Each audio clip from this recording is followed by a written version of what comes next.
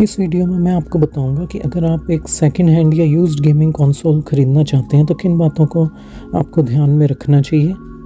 इसके साथ साथ मैं आपको अपना एक्सपीरियंस भी बताऊंगा। जब मैंने सेकंड हैंड या यूज्ड गेमिंग कंसोल ख़रीदे हैं तो मेरा एक्सपीरियंस कैसा रहा है, और साथ ही साथ मैं अपने भी कुछ गेमिंग कंसोल्स दिखाऊंगा जो कि मैंने यूज्ड ख़रीदे हैं।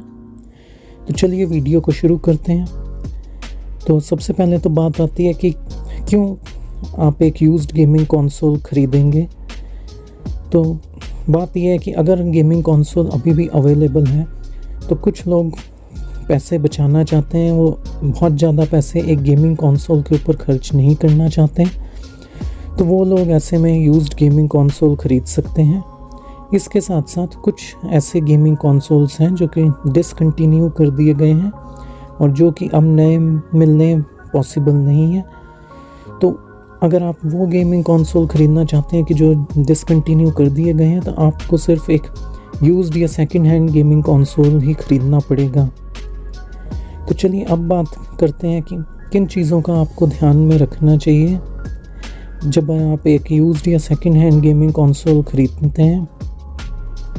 तो अगर आप एक हैंडहेल्ड गेमिंग कंसोल ख़रीद रहे हैं तो सबसे पहले तो आपको उसके सभी बटन्स अच्छी तरह से चेक कर लेने चाहिए कि सभी बटन्स ठीक से काम कर रहे हैं कि नहीं कर रहे हैं। इसके साथ साथ आपको उस गेमिंग कंसोल को ऑन और ऑफ़ करके देखना चाहिए कि वो ठीक से ऑन ऑफ हो रहा है कि नहीं हो रहा है। इसके बाद आपको स्क्रीन को ध्यान से देखना चाहिए कि स्क्रीन में किसी तरह का कोई डिफेक्ट तो नहीं है। इसके साथ साथ आपको स्क्रीन में स्क्रैचेस वगैरह भी चेक कर लेने चाहिए कि स्क्रीन में कहीं कोई स्क्रैचेस तो नहीं है या फिर कोई क्रैक किसी तरह का स्क्रीन में तो नहीं है। और अगर इसके अलावा आप एक टीवी गेमिंग कंसोल ख़रीद रहे हैं तो आपको उसमें अगर प्ले स्टेशन 3 या 4 है तो डिस्क इंसर्ट करके देखना चाहिए।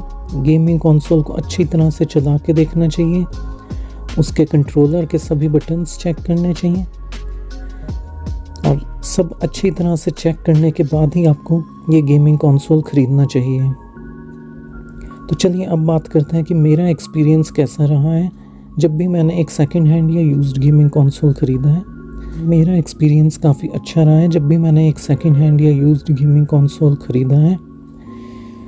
ज़्यादातर जितने भी मैंने गेमिंग कंसोल्स ख़रीदे हैं सभी बहुत अच्छी तरह से काम कर रहे हैं और सिर्फ 1 या 2 बार ही ऐसा हुआ है कि किसी तरह का कोई डिफेक्ट इनमें निकला है।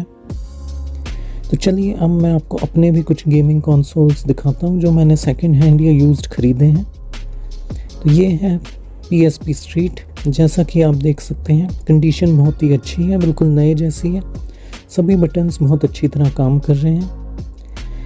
इसके अलावा ये है PSP Go। कंडीशन बहुत ही अच्छी है और सभी बटन्स अच्छी तरह से काम कर रहे हैं। ये है PlayStation Vita। इसकी भी कंडीशन जैसे कि आप देख सकते हैं बहुत अच्छी है और ये भी अच्छी तरह काम कर रहा है। और ये है Game Boy Color। इसकी भी कंडीशन काफ़ी अच्छी है और ये भी अच्छी तरह से काम कर रहा है। तो ये थी कुछ बातें जो आपको ध्यान में रखनी चाहिए जब आप एक सेकंड हैंड या यूज्ड गेमिंग कंसोल ख़रीदते हैं। वीडियो पसंद आए तो लाइक करें, चैनल से सब्सक्राइब करें।